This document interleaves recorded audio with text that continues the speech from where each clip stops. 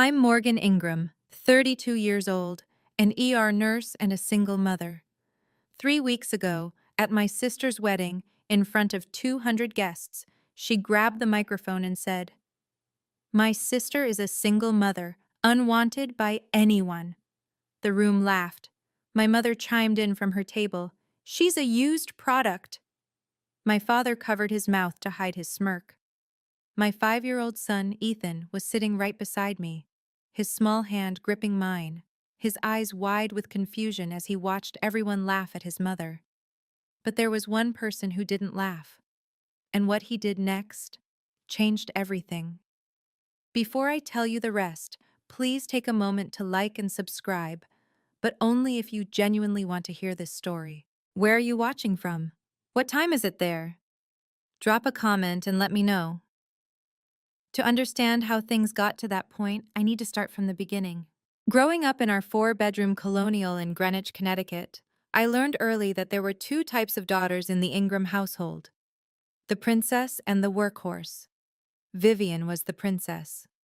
4 years younger, blonde like our mother, with the kind of effortless charm that made teachers forget about late assignments and boys forget about other girls. From the moment she could walk, she was Daddy's little angel and Mommy's mini-me. Me? I was the responsible one, which in Ingram family code meant I was the one who didn't need attention because I could handle things on my own. When prom came around, Vivian got a $500 Sherry Hill gown, blush pink, hand-beaded, the kind that made other girls gasp when she walked into the venue. When my prom came 2 years earlier, my mother had looked at me over her reading glasses and said, "Morgan, you don't need all that. You're the simple type, it suits you."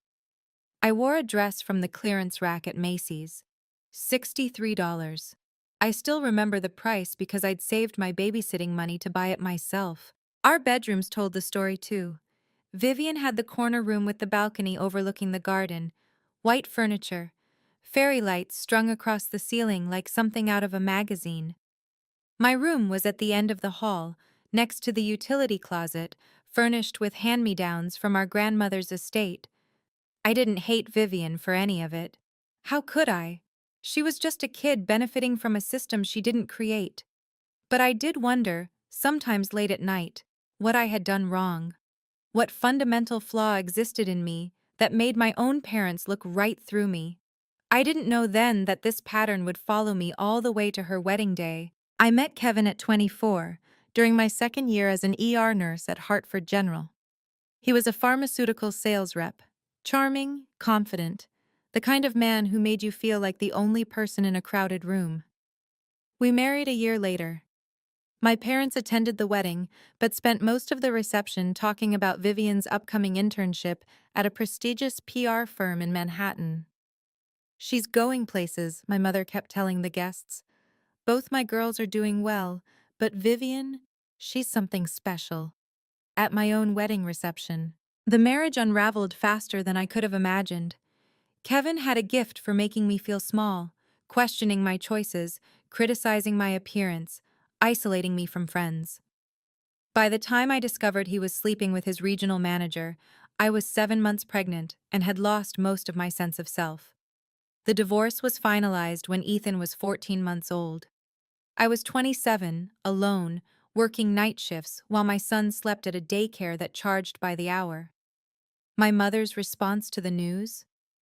A long sigh, followed by, "I always worried you didn't know how to keep a man happy. Vivian would never let this happen to her." My father said nothing. He never did. Vivian texted me once during the whole ordeal. "That sucks. But honestly, you always pick the wrong guys. Maybe try therapy?" No offer to help, no checking in on Ethan, no acknowledgement that I was drowning. I didn't need their pity. I told myself that every night as I heated up instant noodles after a 12-hour shift, Ethan asleep in his crib in our cramped 1-bedroom apartment, I just needed them to stop treating my pain like entertainment. Daniel Mercer entered the picture 2 years before the wedding. Vivian met him at a charity gala, some black tie event benefiting foster children. He was a children's rights attorney, the kind who took pro bono cases for families who couldn't afford representation. handsome in a quiet way, with kind eyes and a habit of actually listening when people spoke. The first time I met him was at a family dinner at my parents' house. Vivian had been dating him for 3 months and wanted to show him off. He shook my hand, noticed Ethan hiding behind my legs, and immediately crouched down to the boy's level. "Hey, buddy, I like your dinosaur shirt. Is that a T-Rex?" Ethan had beamed. No one in my family ever paid him that kind of attention. Throughout the dinner, I caught Daniel watching the family dynamics with a lawyer's observant eye. The way my mother redirected every conversation back to Vivian. The way my father laughed at Vivian's jokes but barely acknowledged mine. The way I automatically cleared the dishes while Vivian remained seated, checking her phone. Later, as I was loading my car, Daniel appeared beside me. "Does your family always treat you like that?" he asked quietly. I was so startled I almost dropped Ethan's diaper bag. "Like what?" "Like you're invisible." I forced a laugh. "That's just how we are. Vivian's the star, I'm the supporting cast." He didn't laugh, just nodded slowly, something unreadable in his expression. "You're a good mother," he said. "Ethan's lucky to have you." Then he walked back inside. I didn't understand why those words made my eyes sting, or why, for weeks afterward, I kept replaying that brief conversation in my head. The wedding invitation arrived in a cream envelope with gold calligraphy, so thick and expensive it felt more like a royal summons than an invitation. "Vivian Marie Ingram and Daniel James Mercer request the pleasure of your company." The venue was the Carlyle, a five-star hotel in Manhattan, with a ballroom that had hosted senators, celebrities, and at least one minor European royal. 200 guests. Estimated budget $150,000, funded entirely by my parents. For context, when I got married, my parents contributed exactly $2,000 and complained about it for months afterward. The invitation came with conditions. Vivian called me 2 weeks before the wedding. "Morgan, I need to discuss some things." "Of course, what's up?" "First, please wear something understated. Pastels or neutrals only. I don't want anyone drawing attention away from me." I'd planned to wear a deep green dress I'd been saving for. "Okay, I can do that." "Second," she paused. "Do you really have to bring Ethan? He's 5. He'll probably get fussy and ruin the ceremony." "Vivian, I don't have anyone to watch him. Kevin's not in the picture and—" "Fine," she cut me off. "But keep him quiet, and you'll be at a table in the back so you can take him out quickly if he makes a scene." The morning of the wedding, my mother called. "Morgan, I've spoken with the event coordinator. You and the boy are at table 23, near the service entrance. Don't make a fuss about it. This is Vivian's day, and we can't have any distractions." Distractions. That's what my 5-year-old son was to them. I should have seen it then. The setup, the positioning, the careful orchestration of my humiliation. But I didn't. I just wanted to survive the day.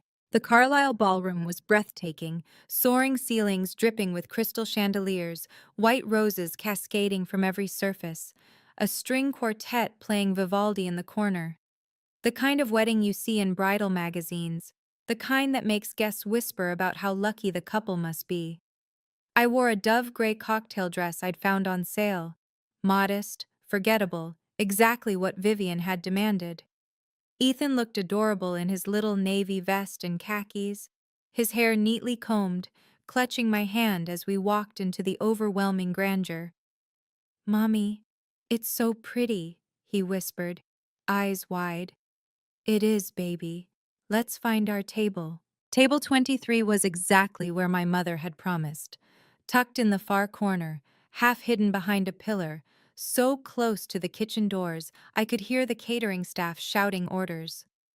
The other guests at our table were distant cousins I'd met maybe twice in my life. No one from my immediate family came to greet us. I watched as my parents made their grand entrance, my mother in champagne Valentino, my father in a perfectly tailored Armani suit. They worked the room like politicians, hugging, laughing, accepting compliments about their beautiful daughter. Singular, daughter. Vivian swept in 30 minutes later in a Vera Wang gown that probably cost more than my annual rent. She was radiant, glowing, every inch the princess she'd always been. Her eyes found me across the room. She smiled, but it wasn't warm. It was the smile of someone who's already won and wants you to know it. On her way to the head table, she stopped at ours. "Morgan, you came." "Of course I came. You're my sister." She glanced at Ethan, then back at me. "Just remember what I said about keeping him quiet." Then she was gone, swallowed by a crowd of admirers. I caught a notification flash across my mother's phone, left carelessly on a nearby table. "Remember the plan?" My stomach tightened, but I told myself it was nothing. The ceremony was beautiful. Vivian cried delicately perfect tears as she exchanged vows with Daniel. My parents beamed from the front row. The guests dabbed at their eyes with monogrammed handkerchiefs. I sat in the back, Ethan on my lap, and tried to feel something other than hollow. During the cocktail hour, the photographer gathered the family for portraits. I started to stand, smoothing down my dress, when my mother appeared with a tight smile. "Just the immediate family for this set, Morgan. Parents of the bride. I'm her sister. We're doing a smaller grouping first. You understand?" I understood. I always understood. Ethan tugged at my sleeve. "Mommy, why can't we be in the picture?" "We'll take our own pictures later, sweetheart. Smile for Mommy." I held up my phone and snapped a photo of him, trying to ignore the burning behind my eyes. At the reception, I watched from our distant table as aunts and uncles I'd known my whole life approached the head table to congratulate Vivian and Daniel. Not one of them stopped by to say hello to me. "Morgan, is that you?" Aunt Linda, my mother's sister, paused on her way to the bar. She looked uncomfortable. "I almost didn't see you back here." "The seating chart's creative," I said, forcing lightness into my voice. She glanced toward the head table, then back at me. Something like guilt flickered across her face. "Patricia's always had her preferences, I'm sorry, honey." Before I could respond, she was gone. I noticed Daniel's friend Mike setting up his phone on a small tripod at the edge of the dance floor, angled toward the stage. Probably live streaming for relatives who couldn't attend. I didn't think much of it then. I had no idea that phone would become the most important witness to what happened next. The clinking of silverware against crystal silenced the room. The MC, a polished man in a three-piece suit, stepped up to the microphone. "Ladies and gentlemen, the bride would like to say a few words." Applause rippled through the ballroom as Vivian rose from her seat, radiant in the glow of a dozen spotlights. She took the microphone with practiced ease, her Cartier bracelet catching the light. "Thank you all so much for being here," she began, her voice honey-sweet. "This is the happiest day of my life, and I'm so grateful to share it with everyone I love." She smiled at Daniel, who watched her with an expression I couldn't quite read. "First, I want to thank my incredible parents. Mom, Dad, you've given me everything. Your love, your support, your belief in me. I am who I am because of you." My mother pressed a hand to her heart, tears already forming. My father nodded proudly. "And I want to talk about family," Vivian continued, her tone shifting slightly. "About what family really means. About the lessons I've learned from watching everyone." Her eyes swept the room and landed on me. The warmth in her expression cooled. "Especially my sister." Ethan perked up beside me. "Mommy, Aunt Viv is talking about you." "I know, baby. Shh." But something in Vivian's smile made my blood run cold. It wasn't affection. It wasn't gratitude. It was anticipation. "Morgan, could you stand up?" Vivian called out, her amplified voice bouncing off the chandeliers. "I want everyone to see you." 200 faces turned toward our corner table. My legs felt like they were filled with concrete, but I stood. Ethan looked up at me confused. "There she is," Vivian said, her smile widening. "My big sister." The one who taught me so many valuable lessons about life. See, my sister Morgan is a single mother. The words hung in the air, sharp and deliberate. A few guests shifted uncomfortably. Vivian's smile didn't waver. She got married young, had a baby, and then, well, things didn't work out. She tilted her head in mock sympathy. Her husband left her. Couldn't handle it, I guess. And now she's alone. Scattered nervous laughter from the crowd. I felt my face flush hot. My sister is unwanted, Vivian continued, her voice carrying a theatrical sigh. No man wants her. I mean, can you blame them? She's got baggage now, a kid, bills, that whole mess. More laughter, bolder this time. A few of Vivian's sorority sisters at a nearby table giggled into their champagne. I couldn't move, couldn't breathe. Then, from the head table, my mother's voice rang out clear as a bell. She's a used product. The room erupted, 200 people laughing, my mother laughing, my father covering his mouth, shoulders shaking with barely contained amusement. I looked down at Ethan. His small face was crumpled with confusion, his eyes darting between me and the laughing crowd. Mommy? His voice was tiny, scared. Why is everyone laughing at you? I couldn't answer. My throat had closed completely. I saw the notes in Vivian's hand then. Typed, prepared, rehearsed. This wasn't a spontaneous joke. This was planned, scripted. A coordinated attack disguised as a wedding speech. But you know what? Vivian was saying, riding the wave of laughter. Morgan taught me a valuable lesson. She showed me exactly what not to do with my life. So really, I should thank her. She raised her champagne glass toward me. To Morgan, my cautionary tale. The guests raised their glasses. Some were still laughing. Others looked uncomfortable but said nothing. And my 5-year-old son watched his mother become a punchline. Vivian wasn't finished. You know, growing up, everyone always asked why Morgan and I were so different. She set down her champagne, pacing the stage like a performer hitting her stride. Same parents, same house, same opportunities. But Vivian succeeded, and Morgan, well, she gestured vaguely in my direction. I used to feel bad about it. Poor Morgan, always struggling. Poor Morgan, can't keep a man. Poor Morgan, stuck in that sad little apartment with her sad little life. My mother nodded along, dabbing at her eyes, but they weren't tears of sympathy. They were tears of laughter. But then I realized, Vivian continued, some people are just meant to be warnings, not examples. And my sister? She's the best warning I could ask for. Applause. Actual applause. I felt Ethan's hand tighten around mine. His whole body was trembling. Mommy, I want to go, he whispered, his voice cracking. I know, baby. I know. But my legs wouldn't move. I was frozen, pinned under the weight of 200 judging eyes, my mother's cruel laughter, my father's complicit silence. This was rock bottom, I thought. This was the lowest point. I was wrong. Vivian raised her glass again. Honestly, Mom's right. Morgan is a used product, damaged goods. But hey, she shrugged with theatrical innocence. At least she's here to see how a real success story ends. The laughter swelled, and then movement from the head table. Daniel pushed back his chair. His jaw was tight, his eyes fixed on Ethan's small, shaking form pressed against my side. For a moment, I thought he was leaving, walking out on his own wedding. Instead, he walked directly toward the stage, toward Vivian, toward the microphone. The laughter faltered, then died. No one knew what was about to happen, including me. Daniel moved with purpose, his polished Oxford shoes clicking against the marble floor in the sudden silence.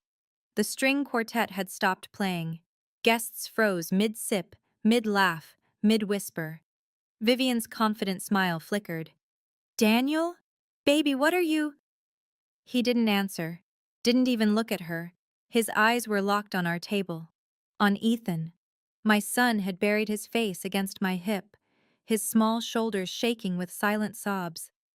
He didn't understand why everyone was laughing at his mommy. He just knew it hurt. Daniel saw that, and something in his expression hardened into steel.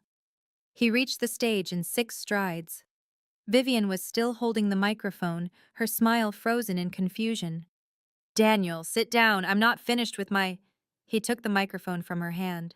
Not grabbed, not snatched, just calmly, firmly removed it from her grip like confiscating a dangerous object from a child. "Daniel!" Vivian's voice pitched high with alarm. "What are you doing?" The ballroom had gone completely silent, 200 people holding their breath. I saw my mother half rise from her seat, her face cycling through confusion, anger, and fear. Daniel raised the microphone to his lips. "I apologize for the interruption," he said, his voice steady and clear. "But there's something I need to say." He turned to look at me. Really look at me. Not through me, not past me, but directly at me. Then he turned back to face the crowd. "I've spent 2 years watching how this family treats Morgan Ingram. 2 years of dinners where she's ignored. 2 years of holidays where she's excluded. 2 years of watching her be treated as less than nothing by the people who are supposed to love her." Vivian grabbed at his arm. "Daniel, stop, you're embarrassing me." He stepped away from her touch. "No, Vivian, you did that yourself." Daniel's voice carried across the silent ballroom, steady as a courtroom closing argument. "I'm a children's rights attorney. I've dedicated my career to protecting kids from family trauma, from environments that damage them, from adults who should know better." He pointed toward our table, toward Ethan still pressed against my leg, still trembling.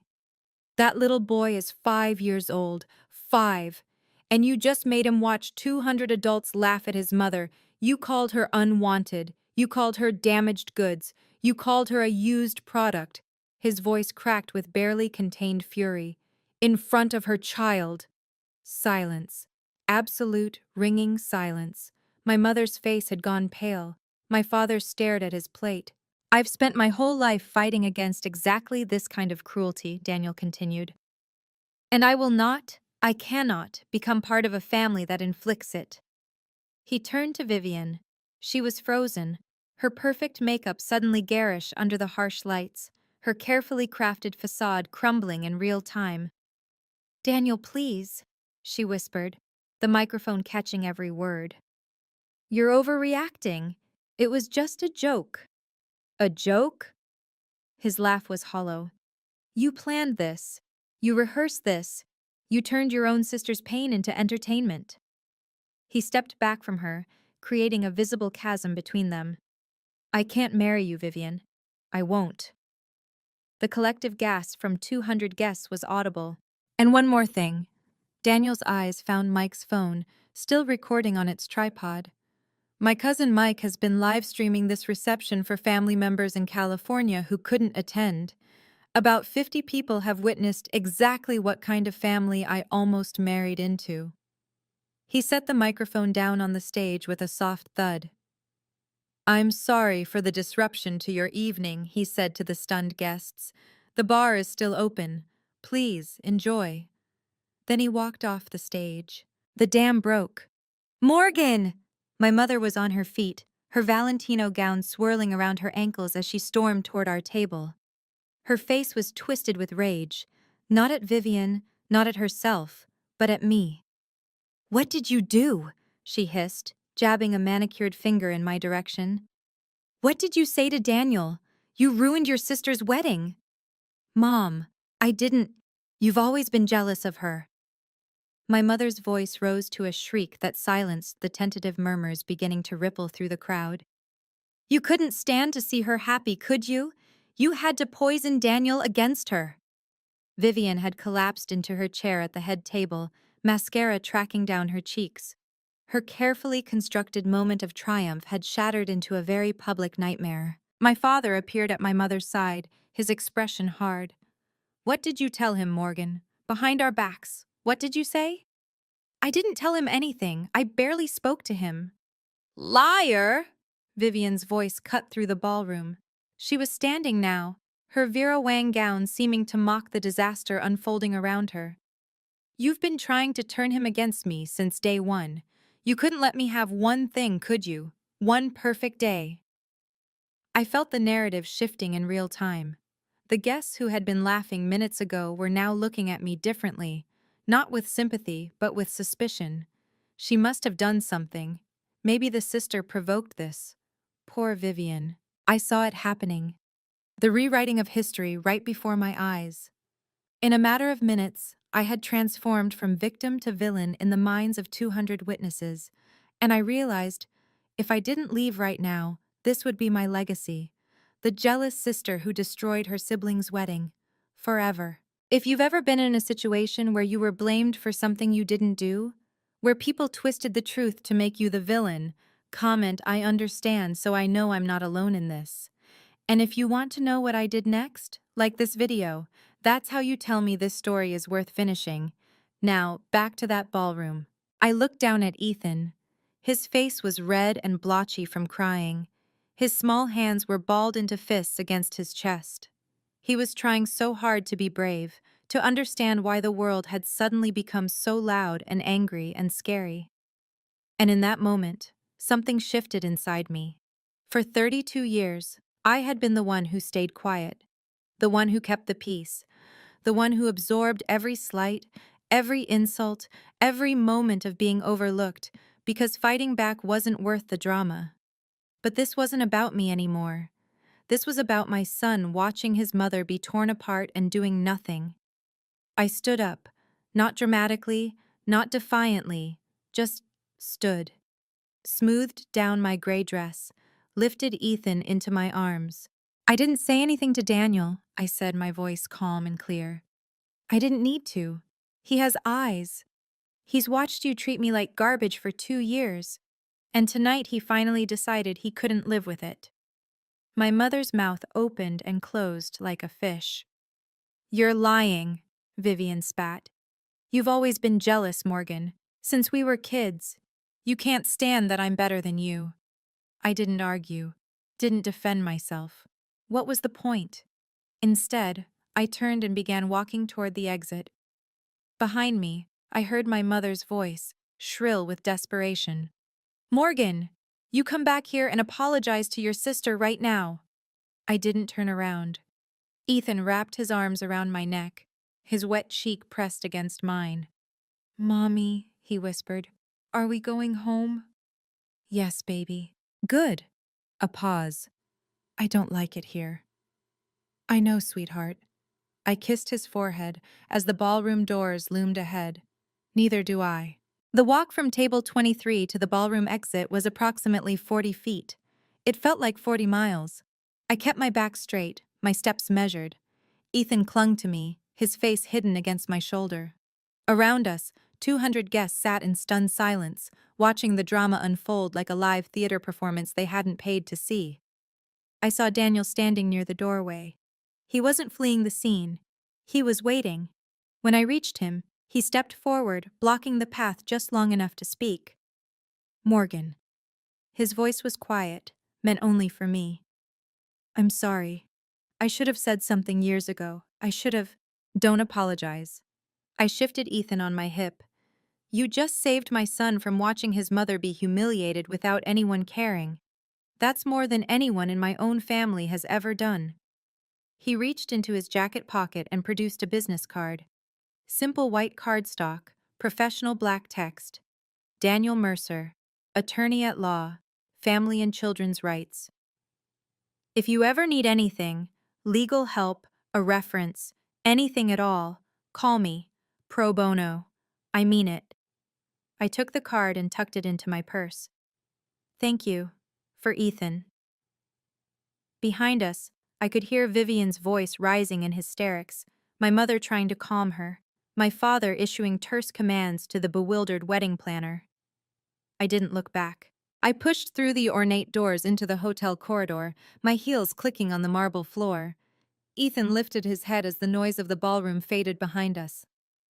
"Mommy, are you sad?" I thought about the question. Really thought about it. "No, baby, I'm not sad." For the first time in a very long time, I realized I wasn't lying. How about some pancakes when we get home? His face lit up. With chocolate chips? All the chocolate chips you want. By the time I got Ethan bathed, fed, and tucked into bed with his favorite dinosaur, my phone had accumulated 47 missed calls, 31 from my mother, 12 from Vivian, 4 from my father. I scrolled through the text messages while sitting on the edge of my bed, still in my gray dress, still wearing the makeup I'd so carefully applied that morning. Mom, 10:47 p.m. You ruined everything. Call me now. Mom, 10:52 p.m. Vivian is hysterical. Daniel left. This is all your fault. Mom, 11:15 p.m. Don't you dare ignore me. Morgan Elizabeth Ingram. Vivian, 11:23 p.m. I will never forgive you for this. Never. You destroyed my life. Dad, 11:45 p.m. Your mother is very upset. You need to call her. I set the phone face down on my nightstand. Then I saw a message from an unexpected number. Aunt Linda, my mother's younger sister, the one who had approached me at the reception. Aunt Linda, 12:02 a.m. Morgan, I watched the live stream from Mike's phone. Honey, I am so sorry. I had no idea Patricia and Vivian were capable of something like this. I'm ashamed of my own sister right now. Please know that you didn't do anything wrong. I'm here if you need to talk. I read it twice, then a third time. It was the first acknowledgement from anyone in my family, extended or otherwise, that what happened to me was wrong. Not my fault. Not something I provoked or deserved. Wrong. The tears I'd held back all night finally came. Quiet tears, the kind you cry when you're relieved and heartbroken at the same time. Someone had seen me, really seen me. And that single text meant more than 32 years of hoping my own mother would. The screenshots arrived at 8:47 the next morning. Rachel, my best friend since nursing school, had texted at 3 a.m. Don't read anything until you call me. Seriously, I have something you need to see. By the time I woke up, Ethan happily watching cartoons in the living room, there were 17 images waiting in my messages. Rachel had prefaced them with, a mutual friend's daughter is dating one of your cousins. She saw the family group chat. Morgan, they planned this. I opened the first screenshot. It was a group chat titled Ingram Family, No Morgan. A chat I'd been removed from 6 months ago after asking why I wasn't invited to Christmas Eve dinner. The messages were dated 2 weeks before the wedding. Vivian. I've been working on my speech. I'm going to call her out in front of everyone. Make her see what a disappointment she is. Mom, just don't go too far, sweetie. We don't want to seem cruel. Vivian.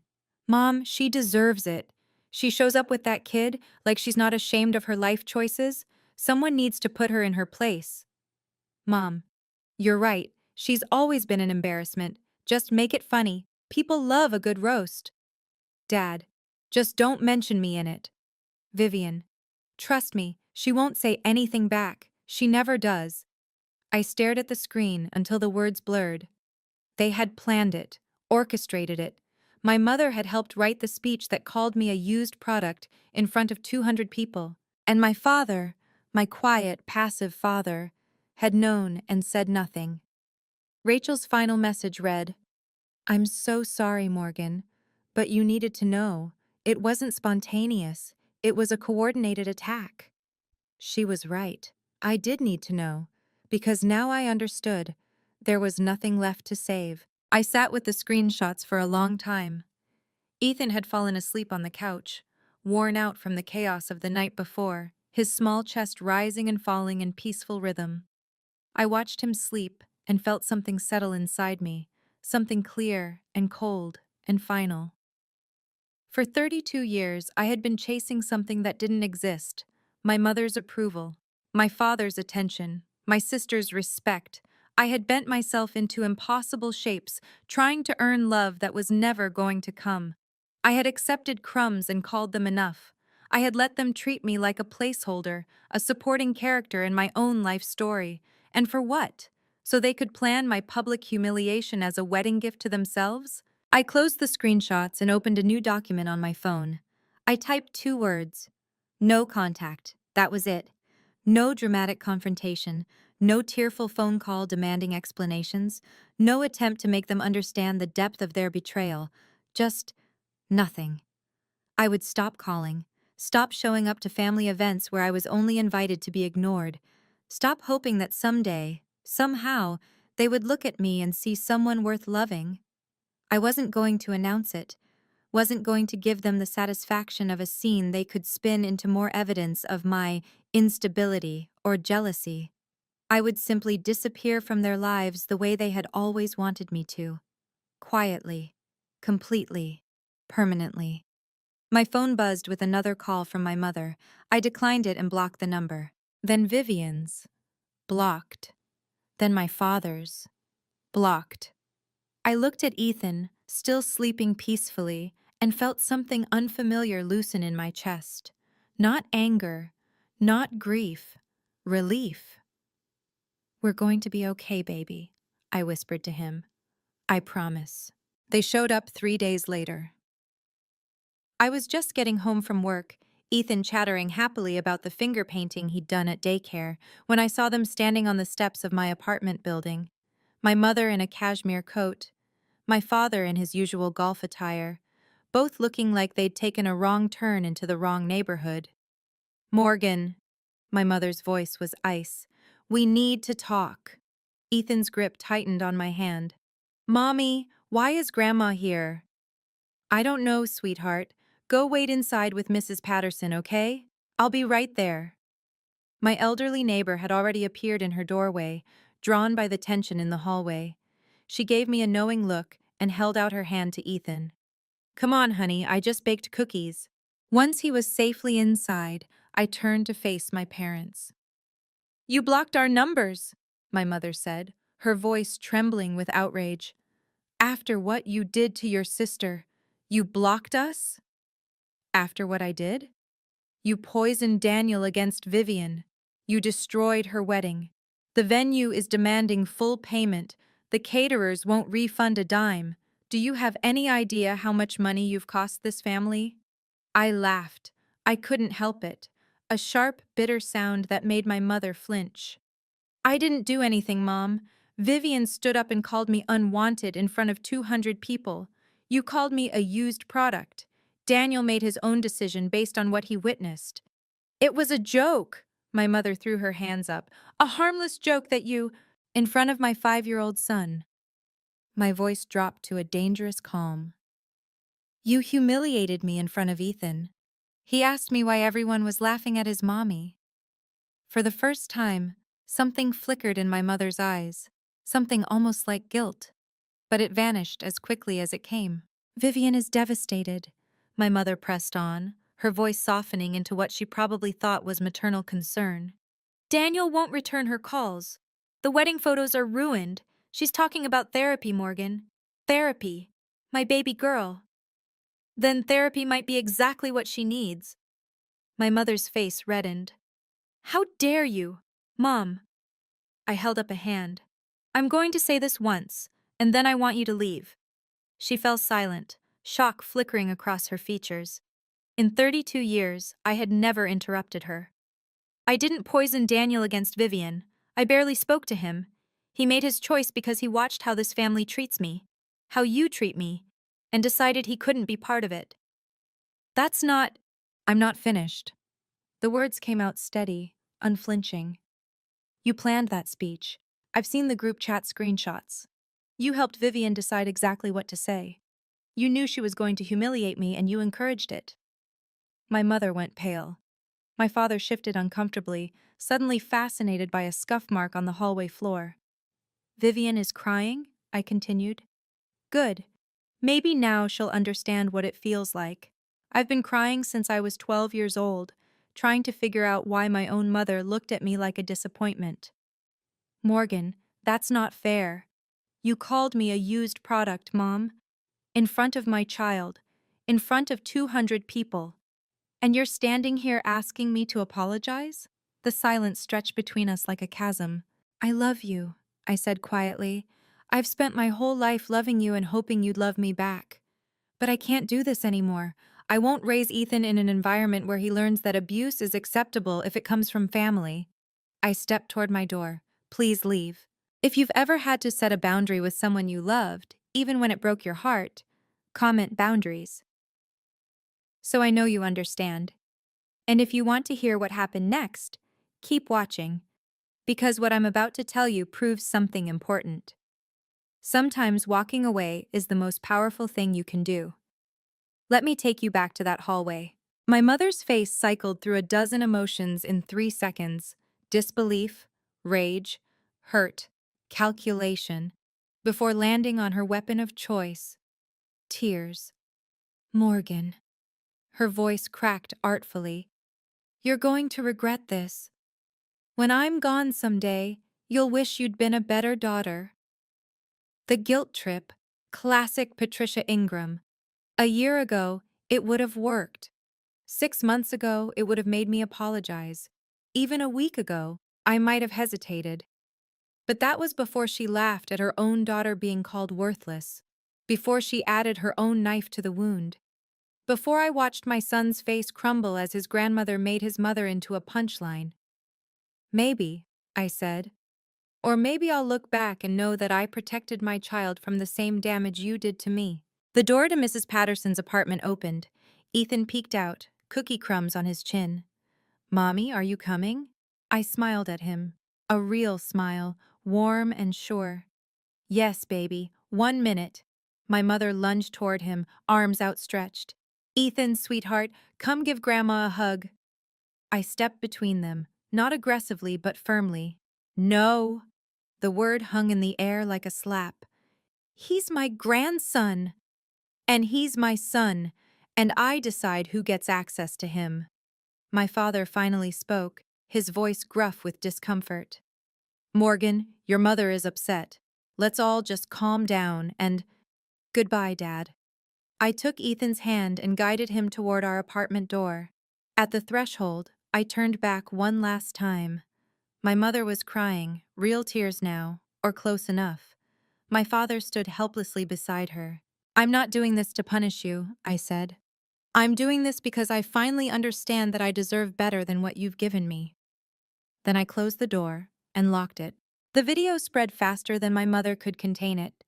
Within a week, it had made the rounds through the extended Ingram family: cousins, aunts, uncles, second cousins I'd never met, passed along like evidence in a trial.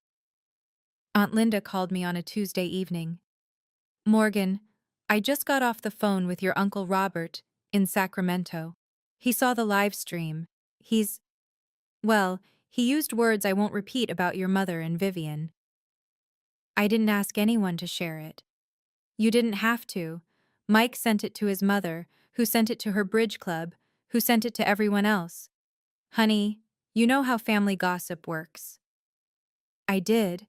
It was the same network that had spread rumors about my divorce, my failure to keep a husband, my status as the family disappointment. Now that network was working in my favor. "Your mother tried to call me yesterday," Aunt Linda continued, "wanted me to help manage the narrative. I told her the narrative managed itself the moment she opened her mouth in front of 200 witnesses and a camera. Despite everything, I felt a small, unexpected spark of satisfaction. "How's Vivian?" Aunt Linda hesitated. "Not good. Daniel's officially ended things. His family sent back the engagement gifts with a letter from their lawyer, something about irreconcilable value differences. Professional courtesy wrapped around devastating rejection." "And your mother?" Aunt Linda sighed. "She's been calling everyone, trying to explain that it was just a joke that got out of hand. But people saw the video, Morgan. They heard her. No amount of spin changes what they witnessed with their own eyes." I thought about my mother, desperately dialing relatives, trying to rebuild a reputation she'd destroyed in 30 seconds of gleeful cruelty. "Let her spin," I said quietly. "I'm done explaining myself to people who don't want to understand." Vivian tried damage control 2 weeks after the wedding. She posted a lengthy statement on Facebook, carefully worded, professionally crafted. probably reviewed by a PR friend. I want to address the misunderstanding at my wedding. What was intended as lighthearted family humor was taken out of context by those who don't understand our dynamic. My sister Morgan and I have always had a playful relationship, and I'm heartbroken that a private family moment was twisted into something malicious by outside parties with their own agendas. It continued for 6 paragraphs, never once apologizing, never once acknowledging what she'd actually said. The comments section became a battlefield. Vivian, I've seen the video. There was nothing playful about it. You literally called your sister unwanted, and your mom called her used goods. How is that a misunderstanding? The video is still circulating. We can all see exactly what happened. Girl, this ain't it. Own your mistake. Rachel sent me screenshots of the meltdown, though I'd already muted everything related to my family. She's getting destroyed, Rachel texted. Her coworkers are asking questions. Someone said her boss called a meeting about professional conduct outside the workplace. I didn't feel triumphant. I didn't feel vindicated. Mostly, I felt tired. A few days later, I heard through Aunt Linda that Daniel's mother had called my mother directly. She said, and I'm quoting here, "I didn't raise my son to marry into a family of bullies. You should be ashamed of yourselves." Mrs. Mercer, a retired family court judge, had seen enough dysfunction in her career to recognize it instantly. Vivian had lost her fiancé, her reputation was crumbling, her job was under scrutiny, and I hadn't done anything. I hadn't needed to. The truth had been enough. Daniel called me 3 weeks after the wedding. I almost didn't answer. The number wasn't saved in my phone, and I'd become wary of unfamiliar callers. But something made me pick up. Morgan, it's Daniel Mercer. I sat down on my couch, pulling a blanket over my legs. Ethan was asleep in the next room, and the apartment was quiet. Daniel, hi. I hope I'm not overstepping by calling, I wanted to apologize. You already apologized. At the hotel. Not properly. He exhaled, and I heard exhaustion in his voice. I watched your family treat you like dirt for 2 years. 2 years, Morgan, and I told myself it wasn't my place to say anything, that Vivian would grow out of it, that they were just difficult.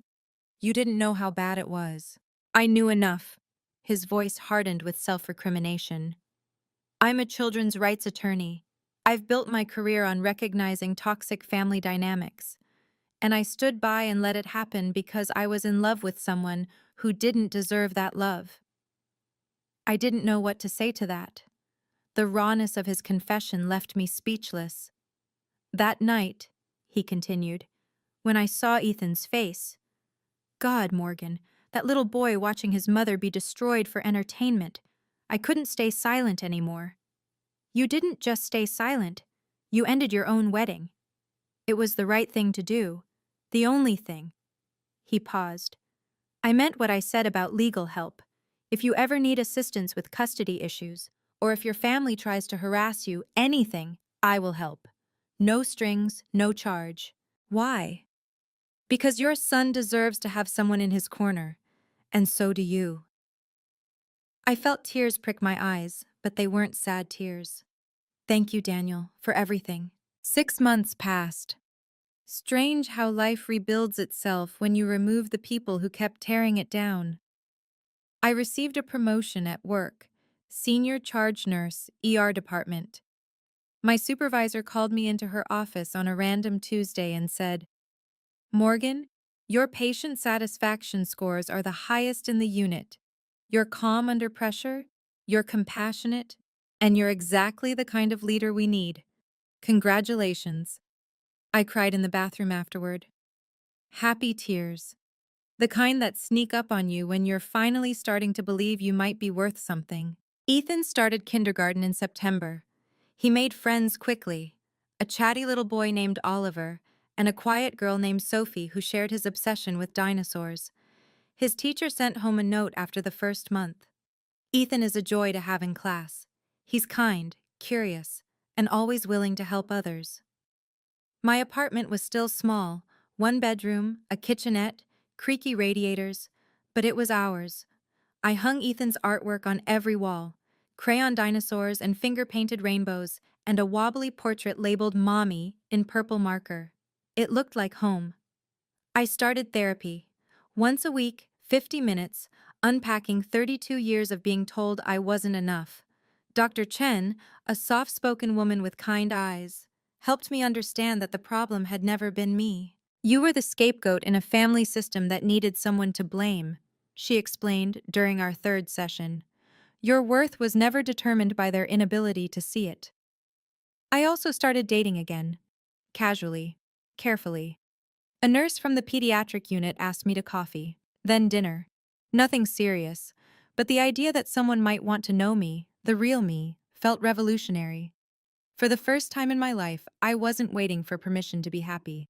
I was just happy. The attempts at contact came in waves. First, a birthday card for Ethan, arriving 2 weeks late with no return address, though I recognized my mother's handwriting. Inside, $100 bill and a note. To our grandson, we miss you. I put the money in Ethan's college savings account and recycled the card. Then a text from an unknown number. Vivian, using a friend's phone. Morgan, we need to talk. I've been doing a lot of thinking. Call me. I didn't call. A few weeks later, a voicemail from my mother, her voice pitched in that particular tone of wounded victimhood she'd perfected over decades. Morgan, this has gone on long enough. Family is family. You can't just cut us out forever. I'm your mother. Don't I deserve a chance to explain? I deleted it without finishing. The hardest one came from my father. He showed up at my workplace, something he'd never done in the 8 years I'd been a nurse. I found him waiting in the lobby, looking uncomfortable and out of place among the worried families and beeping equipment. 5 minutes, he said when I approached. Please. We stepped outside into the gray November afternoon. Your mother is struggling, he said. She cries every day. Vivian won't leave her room. The family Thanksgiving was... He trailed off. Was what, Dad? Empty. I waited. I know what happened wasn't right. The admission seemed to cost him something. But Morgan, your mother loves you in her own way. She doesn't know how to... Dad. I cut him off, gently but firmly. I spent 32 years waiting for Mom to love me in a way that didn't hurt. I can't wait anymore. And I won't let Ethan grow up waiting too. He nodded slowly, something crumbling behind his eyes. I understand, he said quietly. And for the first time, I believed he did. Today, as I record this, it's been 8 months since my sister's wedding. I'm sitting in our little apartment, Ethan asleep in the next room, his nightlight casting dinosaur shadows on the ceiling. Tomorrow is his 6th birthday. I've got a homemade cake in the fridge, chocolate with too much frosting, just the way he likes it, and a second-hand bike waiting in my neighbor's storage unit, wrapped in a bow I tied 3 times to get right. I got my promotion. I'm seeing someone, Michael, the pediatric nurse, who tells me I'm beautiful and means it in a way I've never heard before. I have friends who show up, a therapist who helps me unpack decades of damage, and an aunt who calls every Sunday just to check in, and I have my son. Last week, Ethan brought home a picture from school. It was a family tree assignment, and while most kids drew grandparents and cousins and sprawling networks of relatives, Ethan had drawn just 2 figures. A tall woman with brown hair, a small boy beside her, holding her hand. That's our family, Mommy, he said proudly. Just us. I hung it on the refrigerator, right at eye level. My mother hasn't stopped trying to reach me, neither has Vivian. I get the occasional message through relatives, the rare handwritten letter that goes straight into the trash. I don't hate them. That's the strange part. I spent so long being angry at the favoritism, the cruelty, the 1,000 small cuts of growing up invisible. But somewhere along the way, the anger faded into something quieter. Not forgiveness, not reconciliation, just peace. I chose myself. I chose my son. And that choice, hard as it was, Saved us both. Sometimes the bravest thing you can do is walk away. If you'd told me a year ago that I'd cut off my entire family, I would have laughed. Or cried. Probably both. I grew up believing that family was everything, that blood ties were unbreakable, that love meant enduring whatever treatment you received because that's what daughters do. Good daughters. Loyal daughters. I was wrong. Family should be a safe place. A space where you're celebrated, not tolerated. Where your presence is welcomed, not weaponized. Where your children can grow up knowing they're enough, exactly as they are. My family wasn't that. My family was a performance, and I was always cast as the understudy. Here's what I've learned. Setting boundaries isn't selfish. It isn't cold. It isn't abandoning the people who hurt you. It's recognizing, finally clearly, that you deserve better than what you've been given. You don't owe your loyalty to people who don't respect you. Not your mother, not your father, not your sister, not anyone. I used to think staying quiet made me strong. That absorbing every insult, every comparison, every public humiliation somehow proved my worth. Look how much I can take. Look how resilient I am. But silence isn't strength. Not when it's born from fear. Not when it costs you your self-respect. Real strength is walking away. Real strength is choosing yourself. Real strength is looking your mother in the eye and saying, I deserve better than this. Ethan will grow up knowing that his worth isn't determined by how much criticism he can endure. He'll learn that boundaries aren't walls, they're doors you get to control. He'll understand that love doesn't look like public mockery or strategic cruelty or jokes designed to wound. That's my legacy. Not the Ingram family name, just a mother who chose her son and herself. For those wondering what happened to everyone else, here's what I know. Vivian started therapy, according to Aunt Linda.